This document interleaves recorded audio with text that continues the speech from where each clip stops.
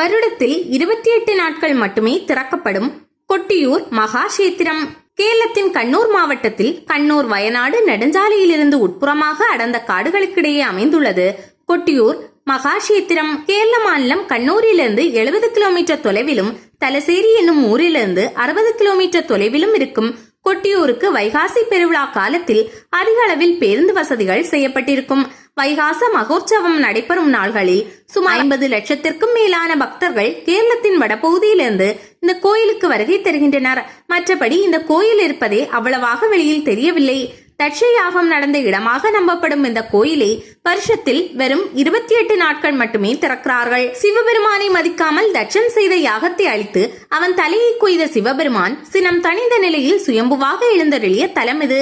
சிவன், பிரம்மா, விஷ்ணு ஆகிய மூவரும் கூடிய தலம் என்பதால் கூடியூர் என்று அழைக்கப்பட்டு காலப்போக்கில் கொட்டியூர் என்று ஆகிவிட்டதாக சொல்கிறார்கள். கொட்டியூரை சூழ்ந்துள்ள பல ஊர்களும் தட்சயாகம் தொடர்புடையதாகவே அமைந்திருக்கின்றன. தட்சயாகத்திற்கு வந்த பார்வதி தேவி யாகம் நடந்த இடத்தை தொலைவில் இருந்தே பார்த்த ஊர் நீண்டு நோக்கி என்றும், பயணக்களைப்பால் சோர்வுற்ற தேவியின் நடைவேகம் தணிந்த இடம் மந்தன் சேரி என்றும், வழியில் அவள் பால் காய்ச்சிய மலை பாலுக்காய்ச்சி மலை என்றும், தட்சனின் தலையை வெட்டிய பிறகு சிவபெருமான் வாளை வீசிய இடம் முதிரேரி காவு என்றும் அழைக்கப்படுகின்றன. கொட்டியூரில் ஓடும் மாவேலி புலை எனப்படும் பாவலி ஆற்றின் 2 கரைகளிலும் சிவபெருமானுக்கு 2 கோவில்கள் அமைந்திருக்கின்றன. இக்கரையில் அமைந்த கோவிலை இக்கரை கொட்டியூர் என்றும், அடுத்த கரையில் அமைந்த கோவிலை அக்கரை கொட்டியூர் என்றும் அழைக்கின்றனர். இக்கரை கோயில் சற்று உயரத்தில் இருக்கிறது. மிக பழமையான இக்கோயிலுக்கு செல்ல பல படிகள் ஏற வேண்டும். இங்கு 2 சிலைகள் இருக்கின்றன. இடப்பக்கம் உள்ள சிலையை பார்வதி தேவியாகவும் வலப்பக்கம் உள்ள சிலையை சிவனாகவும் வழிபடுகின்றனர். அக்கரை கோவிலானது அரை அடி தண்ணீர் நிரம்பியுள்ள ஒரு குளமும் அதனுள் கருங்கல்லால் ஆன 4-5 மேடைகளும் இருக்கின்றன. அந்த குளத்திற்கு திருவஞ்சர என்று பெயர். இந்த இடம் தட்சன் நடத்திய வேள்வியில் வேள்வி குண்டமாக இருந்ததாக கருதப்படுகிறது. குளத்தின் தென்கரையில் உள்ள பகுதியில் விழாவின் போது 3 பந்தல்கள் போட்டு ஒன்றை ஆபரண அறையாகவும், மற்றொன்றை வாழ்வைக்கும் அறையாகவும், 3வதை மடப்பள்ளியாகவும் பயன்படுத்துகின்றனர். அங்குள்ள முக்கியமான மேடைக்கு மணித்துறை என்று பெயர். அதில் கொட்டியூர் பெருமாள் என்று அழைக்கப்படும் மகாதேவர் சுயம்பலிங்கமாய் ஒரு பள்ளத்தில் எழுந்தருளியிருக்கிறார். அங்கிருந்து சிறிது தூரம் தள்ளி தாட்சாயணி அக்னி பிரவேசம் செய்து மறைந்த இடம் என்று சொல்லப்படும் மேடை ஒன்றிருக்கிறது. அதனை அம்மாரக்கல் என்று சொல்கின்றனர். கேரள நாட்காட்டியின்படி இடமம், அதாவது வைகாசி மாதம் சுவாதி நட்சத்திர நாளன்று தொடங்கி மிதுனம், அதாவது ஆனி மாதம் சுவாதி நட்சத்திரம் வரை மொத்தம் 28 நாட்கள் அக்கரை கொட்டியூரில் வைகாசி பெருவிழா வைகாசி மகோற்சவம் நடைபெறும். இந்த நாட்களில் மட்டுமே ஆலயம் திறந்திருக்கும். மற்ற நாட்களில் வழிபாடு நடைபெறுவதில்லை. அக்கரை கொட்டியூரில் விழா நடைபெறும் நாட்களில் இக்கரை கொட்டியூரில் வழிபாடுகள் நடத்தப்படுவதில்லை. மற்ற நாட்களில் அங்கு தினசரி வழிபாடுகள் செய்யப்பட்டு வருகின்றன. அக்கரை கொட்டியூரில் கட்டிடங்கள் எதுவும் இல்லை. திருவிழா நடைபெறும் நாட்களில் மட்டுமே கையாலா எனப்படும் சிறிய குடிசைகள் அமைக்கப்பட்டு பக்தர்கள் தங்குகின்றனர். வைகாசி பெருவிழாவின் போது மணித்துறை என்னும் இடத்தில் பந்தல் போட்டு தற்காலிகமாக கருவறையை அமைக்கிறார்கள். சிவபெருமான் தட்சனை கொண்ட வாளை அங்கிருந்து வீசி எறிய அது 35 கிலோமீட்டர் தொலைவில் உள்ள முதிரேரி காவு என்னும் இடத்தில் விழுந்ததாக சொல்கிறார்கள்.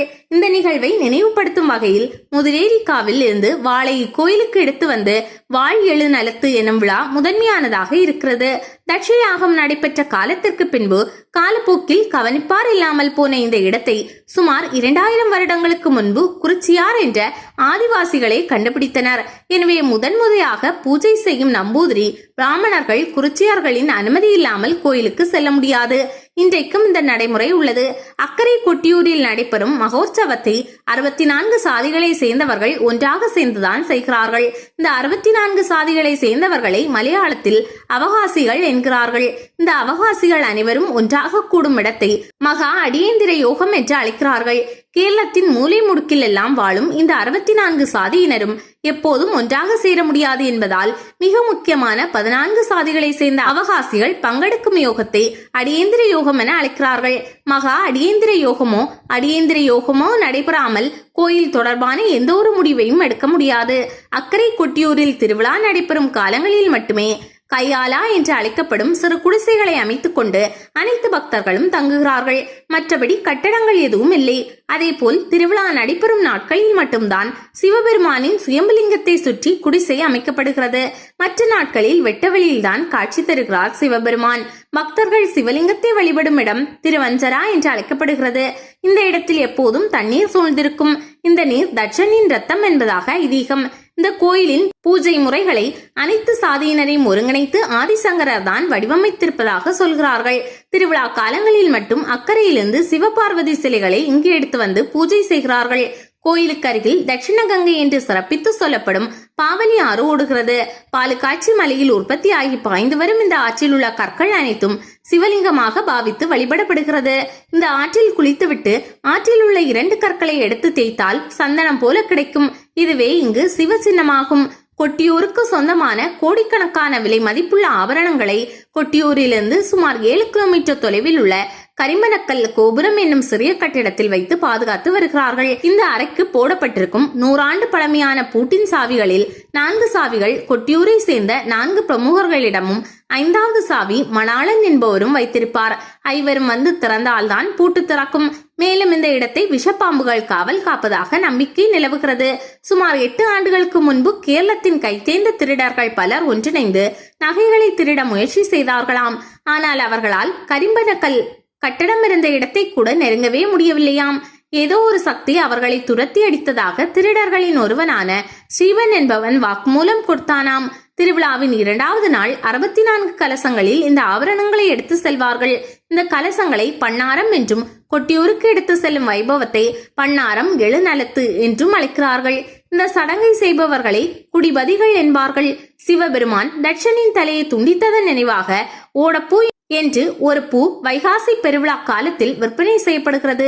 இந்த பூவை தட்சனின் தாடி என்று அழைக்கிறார்கள். இந்த பூவை வீட்டில் வாங்கி வைத்திருந்தால் அனைத்து செல்வங்களும் பெருகும் என்பது நம்பிக்கை.